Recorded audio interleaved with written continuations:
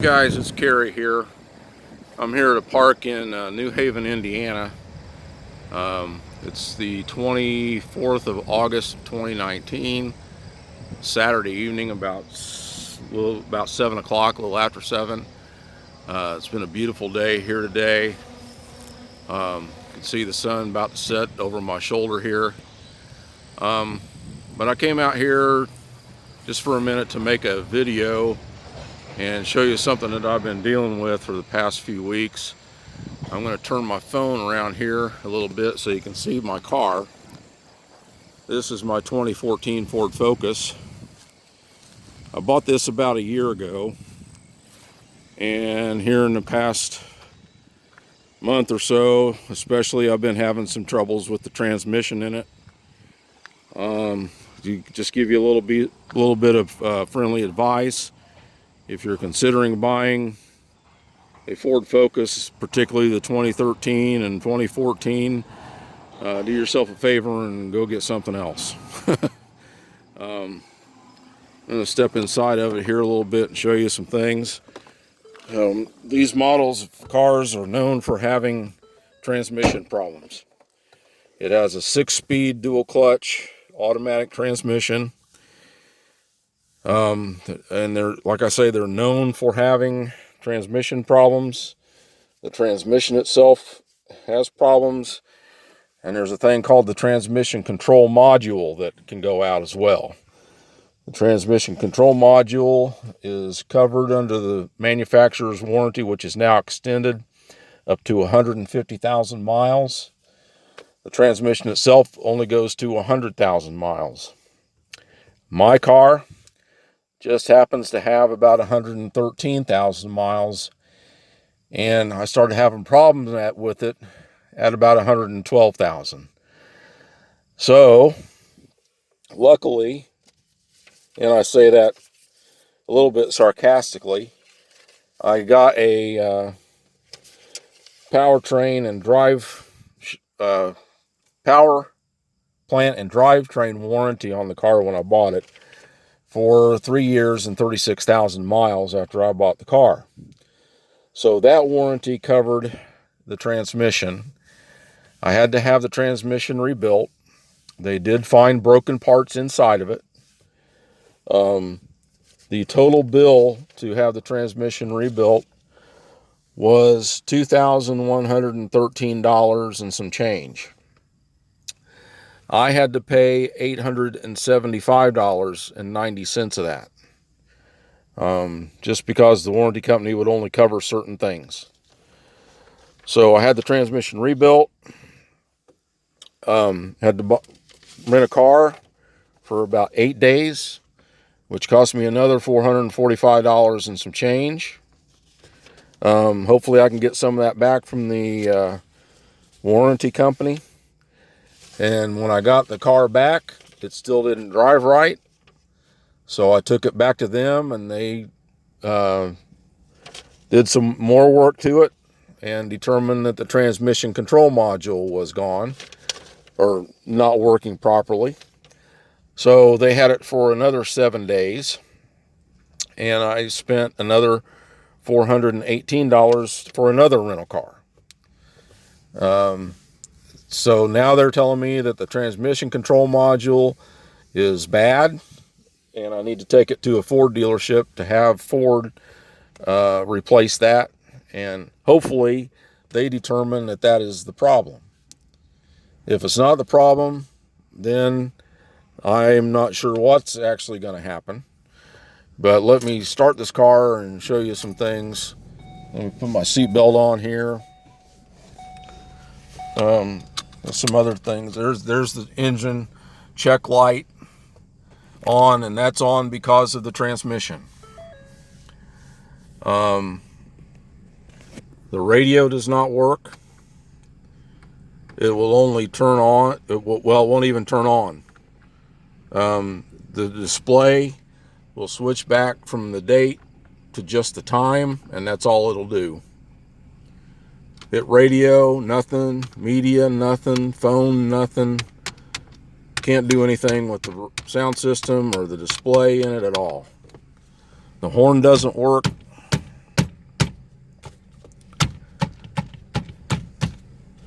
The engine runs fine. That's one of the things that does work well in the car. The air conditioning and the heating works fine. But that's really about all I can say good about the car. I kind of like the styling of it a little bit. I got this thing, like I say, about a year ago. I really didn't want it.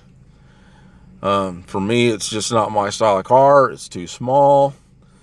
But I needed transportation. The car I was driving was a 2002, I believe, GMC Envoy.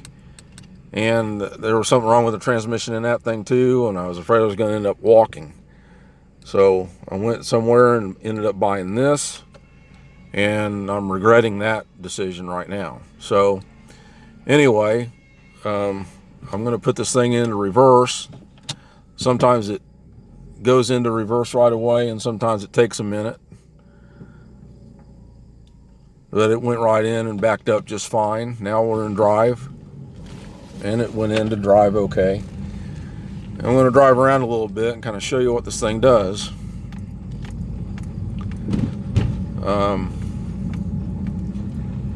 So it's driving all right. I'm going to stop up here a little bit on this hill up here and see what it'll do here. Slow down for this speed bump. So now I'm on a hill. And I'm going to put it back into park. Okay, went into park fine. Now I'm going to go down into drive. And see there? It's almost like it was in neutral there for a second. And it finally engaged and took off. Now if I stop the car again and put it into reverse, it goes fine. Sometimes it takes it a minute to go into reverse. Now it hesitated again. Shifting back into drive. So once you get the car moving and up to a decent speed, it'll go down the road okay. But getting it up to speed sometimes is a problem. It wants to wind up high and then shift down, and it'll like skip a couple of gears, or shift up, I should say. Shift into a higher gear, and then it'll bog down. And then when you slow down to turn a corner, the transmission should shift down by itself into a lower gear and then start shifting back up as you increase speed. Well, it doesn't want to shift down, so it hesitates. It almost comes to a complete stop, and you're traveling at a speed of say 20 miles an hour going around the corner, and then it doesn't want to go when you want to try to speed back up. So this has been going on with this car for probably about 2 months or so now. It's just kind of a continuing saga, so I'm just kind of bringing you up to date on some of the things I've been dealing with for a while.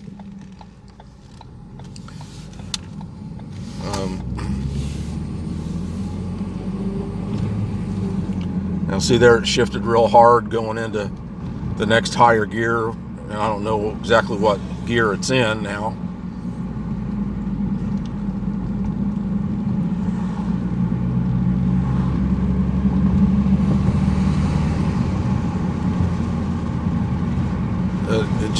It does not shift like a transmission should shift, is the bottom line. There's a computer that controls the thing, which I believe is the problem. I'm supposed to take it to a Ford dealer here in Fort Wayne on Wednesday to let them diagnose it. They're going to diagnose it, and hopefully they determine that it's the problem with the transmission control module. There's also a couple of safety recalls that they're going to take care of at the same time. They will loan me a car for one day, They say that that's all the longer it should take to do all this, so hopefully they're correct.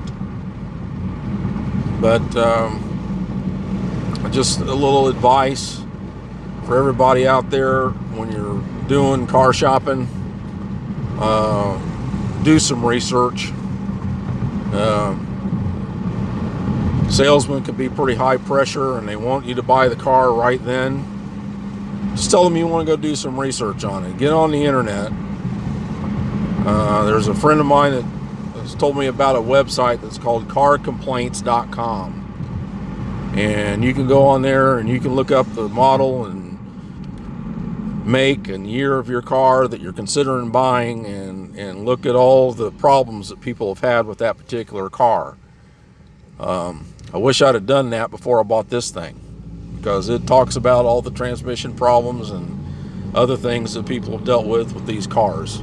Now see there, it shifted funny there. It's something I'm going to start doing from now on, is doing a little bit of digging. And you know, you can even call dealership for the make of car that you're buying, and ask them to run the VIN number on it. See if there's any recalls on it. See if there's been any problems reported with that car. If there's any recalls, whether or not they've even been done. So, you know, some advice for myself and for everybody out there: do some research when you're getting ready to buy a car. It's just worth a little bit of time to think about it and do some research and find out what's going on with whatever car you're getting ready to buy, no matter who made it. Again, no matter who made it. It's not just Ford, it's GM, it's Chrysler. But with the luck I've had here lately with some of the cars I bought, I'm gonna do some research from now on. Okay, guys. Thanks for listening. Peace out. Bye.